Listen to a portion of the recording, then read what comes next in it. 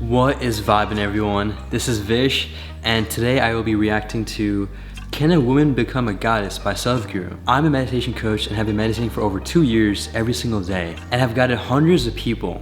And the goal I have at the end is really just to spread awareness to meditation and maybe one day have the whole world meditating. Whether you have stress, anxiety, mental health issues, or just want to have a better peace of mind, I would highly encourage meditation to you. And if you have any questions about how to start, just DM me at Instagram at VishVibez, or comment down below with any questions that you have about meditation. Now with this Sadhguru exclusive video, I do have to do a special shout out to Sadhguru for being a huge inspiration in the spiritual journey that I have been partaking in. Starting off with meditation to help with the mental health that I wasn't doing the best at 2 years ago, I got more into the spiritual area more recently. Sadhguru has been dropping knowledge after knowledge, after wisdom, after realizations, really profound things that I just very much resonate with, and a lot of people have as well. I do have to emphasize how whatever Sadhguru is saying is coming best from him, and these are the words of himself,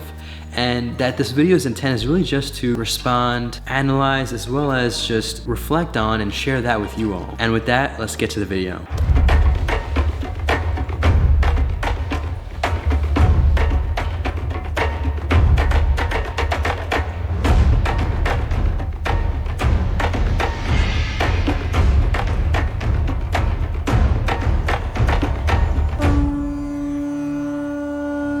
Wow, the music is fire. If we can consecrate a stone to become a goddess, if a human being is truly willing, why can't we consecrate a human body to become a goddess?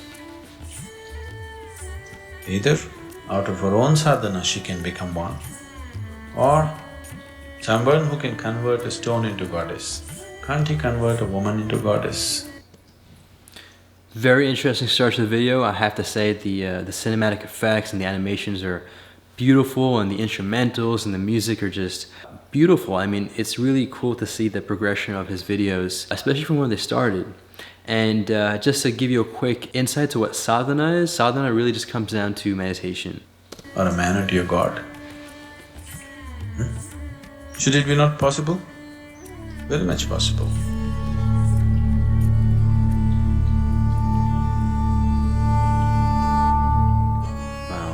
You know my great-grandmother. I love his laughs, by the way. People used to say, she's a devil of a woman. When I saw her, she was over 100 years of age. They called her a devil of a woman not because she ever did any harm to anybody, but she had a laugh.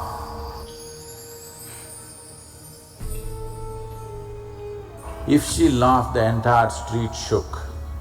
Like that she laughed.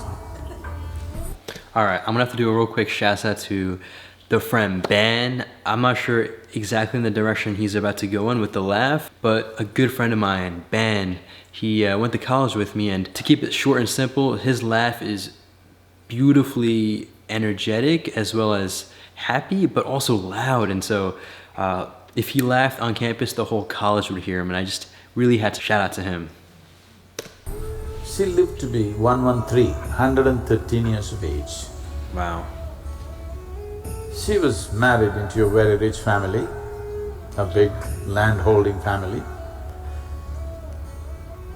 When she was 68 years of age, after her husband had died, she left the family, went out and built a small temple for herself. That's a vibe.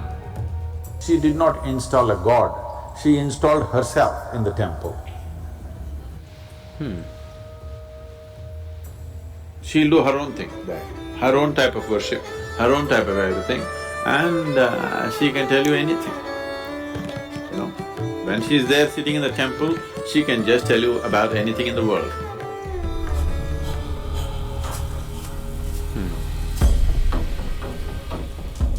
You know the history of Europe, where spiritual process was so widespread and how systematically it was uprooted and thrown out when they wanted to establish an organized religion.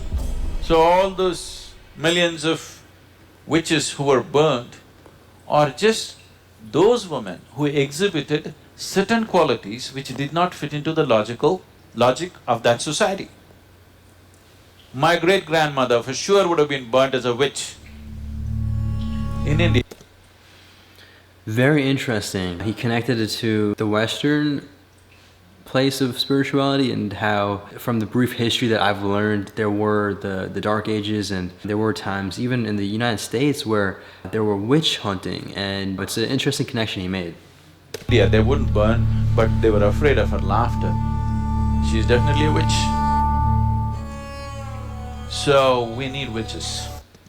Speaking of witch, what does witch mean? I'm talking about the witch as in W-I-T-C-H. What does that even mean? I am getting the general contextual clues of what it's referring to, but I actually truly don't know what a witch means. And it could be honestly something that people just use as a term for things that they don't know, like a ghost or something else, like God even. So, I don't know, but let's explore the video more. We need witches in the world. We need women who are more capable than their logic. We need men also like that. We need human beings who are capable of perceiving, understanding, experiencing life beyond the horrible limitations of logic. Agreed. Logic is very limiting. I want to at least produce 3 to 5 real Devis, really, flesh and blood women, to convert them into true goddesses of different qualities. And people can experience them as such. We have enough people with sufficient energy, we just have to put them through certain processes to get them there. In energy, they are there. It is just that they don't have understanding of their energy to make it in a certain way. They're just loosely energetic right now. We can easily turn that around.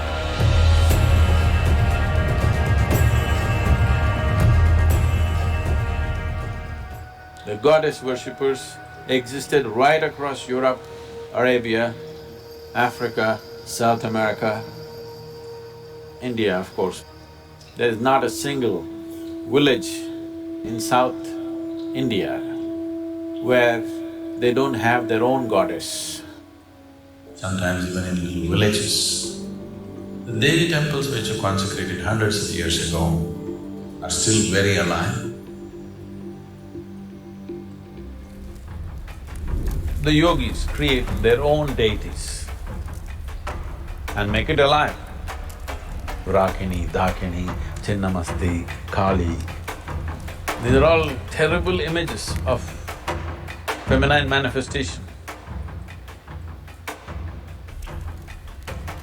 If you hit your anahata, they think a welcome bell has been struck and they tend to come. The living goddess tradition is a very beautiful tradition. I've seen many women like this who are just sitting in one little temple all by themselves. A woman who's born like anybody else, if she can become a goddess, the possibility is open to everybody at some point, isn't it? Wow, that was very, very eye-opening to say the least. I mean, the video on can a woman become a goddess? Very fascinating stuff. I've never explored the idea. I guess to reflect on what he talked about, and what I have to reflect on is the idea that in a lot of religious cultures today, and again, I do want to emphasize and point out that I'm not going to say something is right or wrong.